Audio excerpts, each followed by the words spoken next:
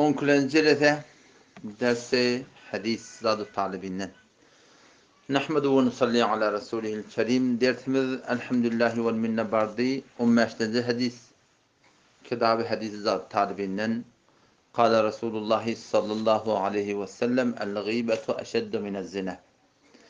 Maruf hadis.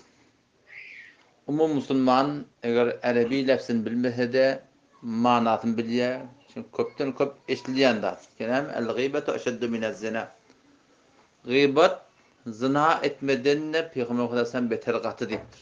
Yöne katı denen adı yok. Beter katı deyiptir. O zaman o nezle oluyor? Gıybet etmektik zinadan beter oluyor. Çünkü zina bir günahi ki batırılı ediliyor. Taraf eğer şondan biri haber olsa, karar haber oldurmayacaktan şonu iyinin arasında özünü aşkar etmeyecektin. Ama bu bir günahi ki yok. Bunu aşkar ediliyor. Çebesa şu günahın süren iftihar ediliyor, fakr ediliyor. Özünü ortamına başka adamlardan marakayım, kavu koyuk edip özünü makam menzilet hasıl ediyor. Bir taraftan şu taydan marakayım, zinadan teleke. O batırlı edilen günah, taraf şu günahını ettiği kada, biliyor şunun günahlığını, o şunu başardı halka aşkar edecek yani. Emma bu bir günahi ki bunu aşkar ediliyor, o şunu bana katanak, yoğurak, tesbirin kıygırıp da oradan şunu tövün nemet ya, iftihar ediliyor. Bu şu taydan zinadan beter teleke. O bir cihetten zinadan nemet teleke oluyor. Şu cihetten ki, orayı ki zina ediptir, o naudbillah, teleke günah, o telekelerini gurun yok. O hulasa, iki neferin ardındaki oluyan günah. Bir başka adamın haberi yok. Ama o eden adam, o iki taraflı ne var akım, karasın ona mına aytacak yerden, az bir adam mı bıdaktır ona mına aydıp versin.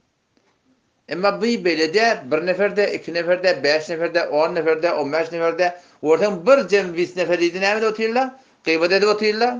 O zaman bu neymet ya şeyde şaka yayrap barakayım, o oradan mal kullu ova bir gurrun aylanıptır. Kesin ki falani şey deyiptir deyip. Şu taydan barakayım şu zinadan beter teleke yani. Bu zina etiyen adam naudbillah olup başlarda halka korkacak ki. İki neferin arasında. Ama bu kâne adamın arasında aylanıp kâne adamın yanına neymet ya? Şol adamın şahsiyeti, avrayı, tıyla, hürmetine neymet ya? Şol dökülüyor, kullen devülüyor.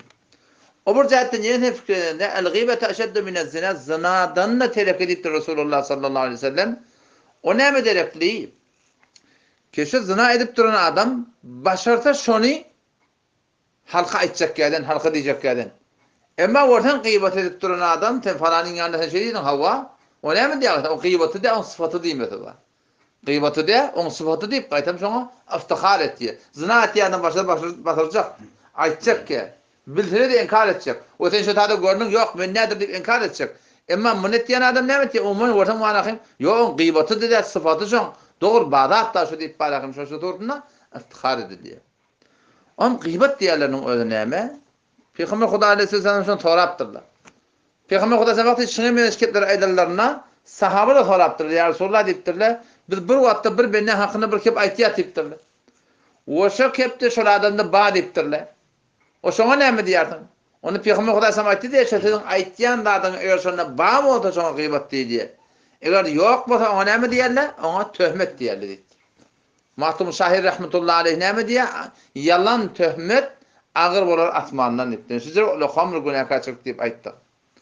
Ondan şu da Hazreti Meymun rahmetullahi aleyh yani gıybetin telefelerinin hakkında bir gün deyişimde diye gördüm diye bir kara siyapus adam ölüglü o bana deyip durla kendisinin etinden iyi. Ben ne yaparsın etinden iyi ben dedim. Ölpeten adamın etinden. Onu sen gıybetin ettin dedim diye. O ben sen gıybetin edemek dedim diye. Onu doğru sen gıybet edemek dedi diye. Yöne gıybet edildiği kan sen sonra razı olup ketlemeyecek oturdun. Şoşan gıybetine razı olmakla öyle gıybetin hükmünü deyiptirler. Adam şu daydan hayti bir yerde bir Müslüman doğanın marahim sen yanında şu an hakkında yamanlanılıyor. Onun için başardığından çünkü Müslümanın 6 tane hakkı var. Bir hakkı şundan defa etmeli. Şunun şahsiyetinden, şoň awraýyndan, şoň tylygyndan, şoň hormatyndan nämeli?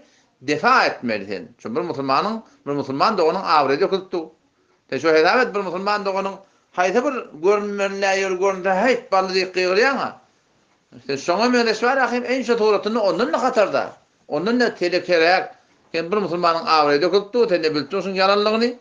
Hatta şu çynna bolsa bar ahim şu da arkadaş bolup, arkalaşyp, şo bilen hawwa diýip akyşyp gitmeklik, şoňa rady bolmak. Oňşo taýdan eger başarýan bolsaň, aýtmaly faldy falanjan, men tem bu guruna ýekleri gyzaty başarjakka, sen aýtýan ananam da ýok, sen bu gurun tada goý. Ýok, aýdyp başarmaýan nerden bu bir wagtda turup gaýtma şu tadan. Şo jerete rady bolup oturdy, o da näme boljak? Gyýbatyň hukmuna boljak ýani. Oňşoň habardar bolmaly. Ondan şu toratynda hadislerde geligli Resulullah sallallahu aleyhi ve sellem Şebi Meraç'ta ol bir gece ki Peygamber Huda aleyhisselam'ı Allah tebarek ve taala asmalara alıp gitti. Cennet koyurtun. Çünkü cennet diyeli 7 kat asmanın üstünde. Allah Teala 100 tabak cennet koyurtun. Nesabet bir kağıtta asmanı koyduğunda hem fikir ne mi alem makaşı defedehi. Tabaka Allah bilir işte defede ne malı. Bu eteğinde de ne malı böyle. Homtin şey bir nihayet cihanın içinde kure zeminin ne kadar erdisi var. O şu kure zeminin içinde Gülistan'ın ne erdisi var? İran'ın tenömüçe. Gülistan'ın ne erdisi var? Gülistan'ın içinde ham bir Kümüştepe'nin ne erdisi var. Kümüştepe'nin içinde ham meneten ne var tabii. Meneten hayatın içinde meneten kim diyenler. O şu bir nihayet cihanın içinde Allah tebarek ve taala yedi tabağın üstünde 100 tabağa cennet koyuptur diyor. Yani tabağa ne kadar tabağa da olmalı devede. En ki bağlatelin tabağa cennetel Firdevs diyor. O cennetel Firdevs'un deveri Allah Teala bir misal arşı diyor. Sakfı olacak diyordur. Ama her cennetin tabağatının uluqonluğu, uluqon boynuna ne kadarlık belli de Allah Teala Rabbimiz Kur'an'da arduhas semavati vel ard. İğni diptir, asmanlı bilen yer diptir. Yani 7 kat asmanı yapışırsan, 7 kat yer yapışırsan şöyle biriktirip yarsan biliyor musun? O zaman olacak cennetin iğni. Şu duruşu bağlılık, derya, cengel, şoňa mes güler, yüllü kıyılar, hor kıyılar, akarlar, tüyt, bal, hemme atlayacak. Hoş mülayim hava, ne giyce var, ne katiyeleşecek, ne tavuk var. Halanım olacak şu tabi. Peygamber Huda Aleyhisselam şonuna şu taada gidip cenneti koyup cehennemde koyup durdu. Cehennem nerede? Ulamalar aýtýar. Ravayet hay dininden belli bolşuşy diye cehennem diýär 7 kat yerin aşağındadır. Yani yakınlıkta da yani bir şayet näçidir bolar mı? Yakınlıkta diýen men gören adam yakynly gördüm da.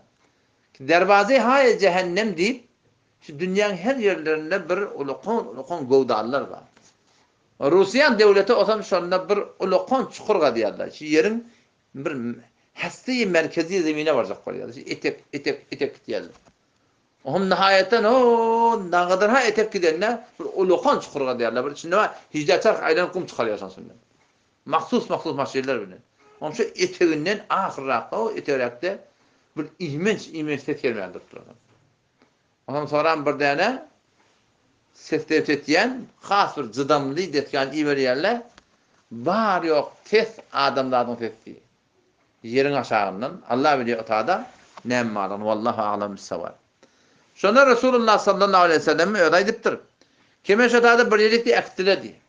Men şotada adamları gördüm ki dırnakları, zatları bilen olar öz yüzlerini daraýarlar, yüzlerinin etini marahan goparýarlar. Men şonu sordum ya Cebrail, bular kim? Olar bir adamlar ki öz musulman dogullarını gıybet etýärler. O şolan awraýlaryny dökýärler diýdi. Şotadan şibir olar hamr günahkarçylyk şahyna Qati gowramet çekmek gerek. Oşa soratynda Resulullah sallallahu aleyhi ve sellem wagtyka aýdypdy el-gıybet eşeddu minez-zina, zina etmekden ne beter gıybet diýerler diýeni sahabalar sordy ya Resulullah ne yaparım biz zina etmekden beter bolýar? Peygamber sallallahu aleyhi ve sellem aýtdy diýär, zina et diýär, soran tövbe et diýär, ola günah bagşlany diýipdir. Emma bir adam wagtyka gıybet et diýär, tadamany ki şol adamdan gidip mafiyet talep etmede bagşla diýmese bu günah bagşlanmaýar. Hakkun nasa adamdan haky. Om sen zarur şol adamdan näme gerek?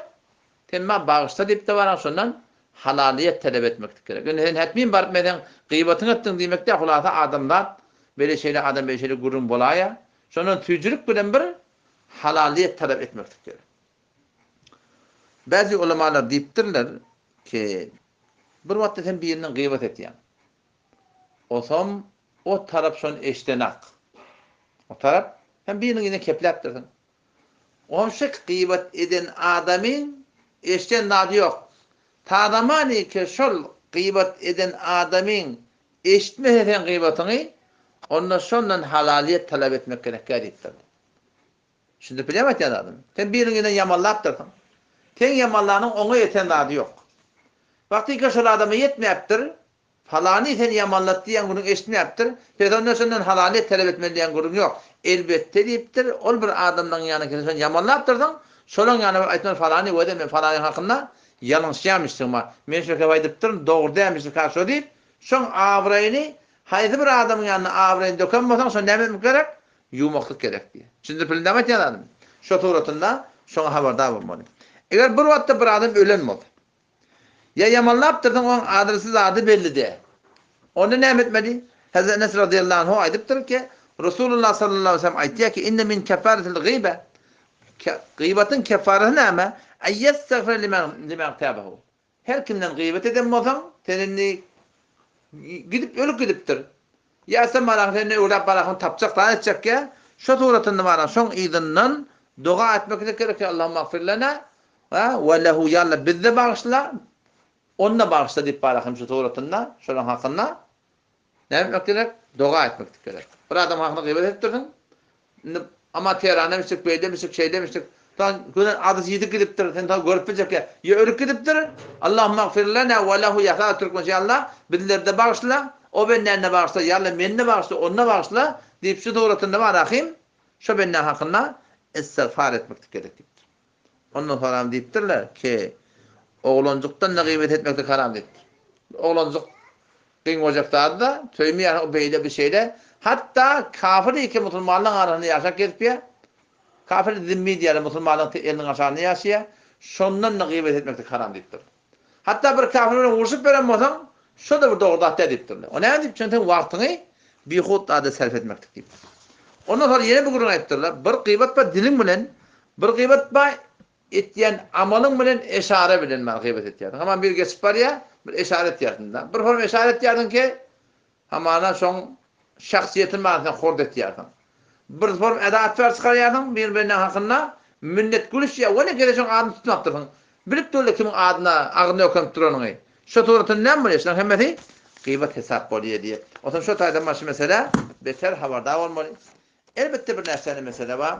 Ulemalar tahkik ettirler. Aytacak kurduğum bir İhya Ulumuddin. Elbette Şafii mezhebin kitabı. Yankı İmam Gazali rahmetullahi aleyhin kitabı ve Mufti Şefii rahmetullahi aleyh neş tefsirde Mahul Kur'an'na 13. cildinde 163. 164. sefede Sure-i Hucurat 10. ayetin üstüne bir näse adamın gıybetini etmektik deyipdir, ecada deyipdir. Yani bir sırrı muratlı ol ya, sen gıybet ediptin. İşte gıybet etmesen çare yok. O ne ecada ol ya, bu tada kaide kanun şey. Sen birinin yamanlap durdun, şu benden tahkir etmek niyetin yok. Belki mecbur olup sen şonu kepleyat. Bir näse murat ba, keteşen gıybetini ettirun zahir görende. Emma şol gıybeti keteşen idinin tahkir etmekdik de bir form mecbur olup sen şonu kepleme olayardın. Şu tuğratlarda bana ecada deyiptirler. Näçe murat bu diye. Awaq näme? Şikayet et zulm sistemi zalim der pişi hakime gazi. Biyetin hakkını iptirsen git yakın dağıtka şikayet ver yakında. Bariyatın kafiyanda kontrolü yadır yakın. Odan adını tanıptı, adını tanıptı. Kullu milletin ahın zayıf oluyor, sen hakkını ettirden ne etmeli? Teştade girip şikayet yazdırıp o ilin arasından adı belli oluyor, adı belli oluyor. Şu tuğratın sonra şahsiyeti kurt oluyor da derhanla bir şey değil mi? Şu tuğratınla ola adamın malakta mecbur adını tutursun. Tahkir edecek ottuğuna hakkını kotturdun. Şu tuğratınla şu volenke der zahir gıybet oluyor. Hakimin yanına varıyorsun, gazinin yanına varıyorsun. Ve şura hal ihtilafı varıyorsun. O bana şey etti, beyti tamam gününü aytıyordun. Şuna gıybet değilmiyor. Volenke bir zahir gıybet de var. İkinci murat şu ki koma khasem berayet tağyir emr munkar. Bir tehlike yağdayı var obada. Falani var akın kullen näşe Avrupa bir bant doğdattır, araqat ketýärler. Tehlike film ýaýdatýarlar. ya taraf gören bir şahs. Şonu sen ıslah edecek bolýarsyň. Bir telekeçilik ayırjak bolýarsyň. O şoň hakynda oturup maslahatlaşmaklyk, gurrun etmeklik, zat etmeklik, şu da bezahir gıybet de bolsa, sen şaşa bir mecburiyet derek onu kiçetjek bolup etdirak da şu torutyny ejada bolýar. Bu rapporda ki var hem bir meşwara edýärsiň falanyň şifalany namaz okuyan, näme sekgaşyn. O namaz okumaýarlar etdirsin. Sen maksatın näme şonu ıslah etmeklik. Şoňa bir ýol köketmeklik. Şoňa mende haýdy bir müşkili bar. Sen şonu hal etjek bolýarsyň, şoňa barda şoň hakynda maslahat edeniň. Munda bir irat yok. Ya belki avatla bolýar, denanana bolýar gelýär. Hüjrä gelýär, ya tenge anyň gelýär, telefon bilen adamdan şikayet etýär. Oğlandan şikayet etýär. Şoň körekönden şikayet etýär. Şoňa mende arda hal etmeden çirim, bir rahkar tapmadan çirim malahim. Şeýle ilbibiň aýdanyň storatyny aýby ýok diýipdir. Üçüncüden o da şa kamengleş. Darul ifta barýarsyň. Maňa falan meselede fetva berin diýýär. Näme boldy? Onu falany falan şeýle gurşugly. Ara gurrun çygy, o şey diýdi, bu şey diýdi, o şey diýdi, bu şey diýdi. Şoňa hanym bana fetva ýazyp berin. Näme diýersiň şoňa hakynda? Şu toratynda da biriniň ýerine kepläpde bir hak etmeden çyym moda irady ýok. Dördüncüden bir Hazrat Aşer musulman şerri fesat, fisk bidatı kezi ki mümkün es bana sarahat kılar.